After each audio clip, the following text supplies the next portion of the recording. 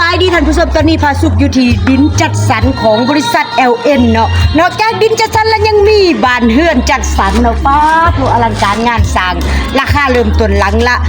2,800,000 บาทขึ้นไปมีทางคอนกรีตไฟฟ้าน้ำประปาส่วนว่าดินหั่นก็เริ่มต้นราคาเม็ดละ1,400 บาทสามารถมาเบิ่งมาจับมาจองได้เนาะสวัสดินตอนนี้หั่นไก่จากทางใหญ่เพียงแต่ห้อยเม็ดเป็นทางคอนกรีตเข้ามาฮอดดินเนาะสิ่งอำนวยความสะดวกครบเนาะมีแอร์ฟรีให้3หน่วยถ้าใครจองในส่วนนี้ซึ่งว่าเป็นดินจัดสรรที่คนนิยมชมชอบกันมาซื้อมาจองหลายเนาะสามารถผ่อนดินผ่านบริษัทใด3 ปีฟรีดอกเบี้ย1 ปีและสามารถผ่อนเพื่อนจากธนาคารได้ถึง15 ปีเนาะสามารถมาจับมาจองได้เด้อเนาะ